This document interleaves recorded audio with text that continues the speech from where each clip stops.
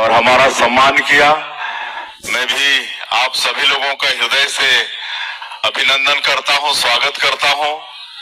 और आज ही हमारी छत्तीसगढ़ सरकार का वर्ष 2026-27 का बजट प्रस्तुत हुआ है। हमारे प्रदेश के वित्त मंत्री श्री ओपी चौधरी जी ने प्रस्तुत किया है। 1,72,000 करोड़ का बजट प्रस्तुत हुआ है। मैं आप सभी लोगों को इसकी बहुत बहुत बधाई और बहुत बहुत शुभकामनाएं देता हूं। आप लोगों को पता तो चल ही गया होगा, आप सब लोग बजट भाषण सुने भी होंगे हमारे वित्त मंत्री जी का। और हम लोग को सरकार में आए ये तीसरा साल चल रहा है, 2 साल पूरे हुए हैं। और पहला साल हम लोगों का जो बजट था उसका थीम था ज्ञान। ज्ञान में मतलब जी का मतलब गरीब, वाई का मतलब युवा, ए का मतलब अन्नदाता किसान और एन का मतलब नारी। और इसमें सभी आ जाते हैं, तो इनके विकास के लिए विशेष फोकस था। दूसरा साल उसको और गति देने के लिए बजट का थीम गति था। और इस साल हमारे सिंघी जी विस्तार से बता रहे थे कि इस साल संकल्प है, हमारे बजट का थीम संकल्प है और बहुत अच्छा बजट है। छत्तीसगढ़ के हित में बजट है। और जिस तरह से हमारे देश के यशस्वी प्रधानमंत्री जी का मंत्र है कि सबका साथ, सबका विकास, सबका विश्वास और सबका प्रयास, और उसी मूल मंत्र को मानते हुए हमारे प्रदेश का बजट भी पूरे प्रदेश के हित में है। और इसमें विशेष फोकस बस्तर और सरगुजा को किए हैं। आप सबको मालूम है कि बस्तर जो केरल प्रांत से बड़ा क्षेत्र है और प्राकृतिक रूप से बहुत सुंदर है, धरती का जिसको स्वर्ग कह सकते हैं। लेकिन 4 दशक से भी ज्यादा समय तक नक्सलवाद के कारण वो क्षेत्र विकास से अछूता रहा।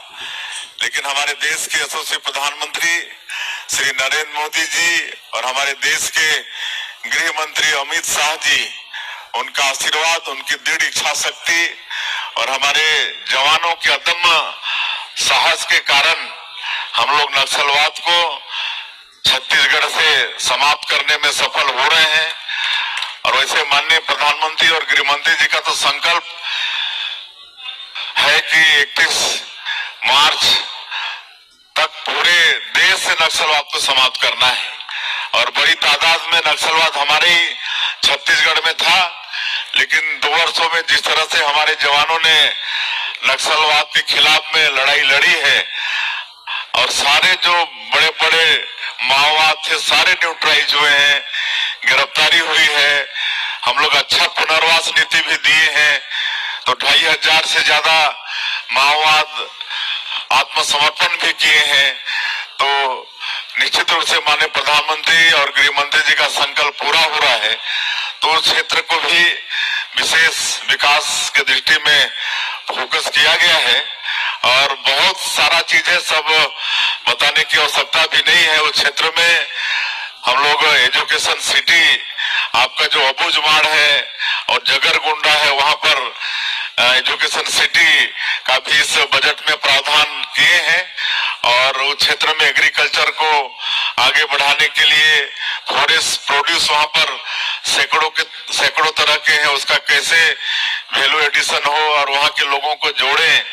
और ये टूरिज्म, पर्यटन, इसको भी कैसे आगे बढ़ाएं, इस दिशा में पशुपालन, डेयरी विकास बोर्ड से सरकार का समझौता हुआ है।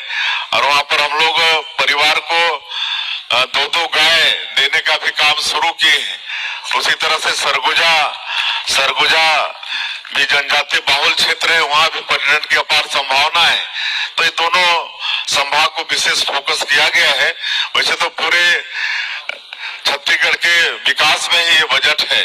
और चूंकि हमारा ये छत्तीसगढ़ बहुत समृद्ध प्रदेश है, खनिज सबको मालूम है, आप लोगों की खनिज संपदा भरपूर है, वन संपदा है, 44% भूभाग वनों से आच्छादित है, और एक पेड़ माँ के नाम में 7 करोड़ पेड़ लगाए हैं। और भी उद्योग नीति में जो पेड़ कटते हैं उसके एवज में पेड़ लगाते हैं, तो ऐसा करके 2.5% वन का रकबा, जंगल का रकबा और बढ़ गया है। तो इस तरह से ये सबका भी लाभ छत्तीसगढ़ को मिल रहा है।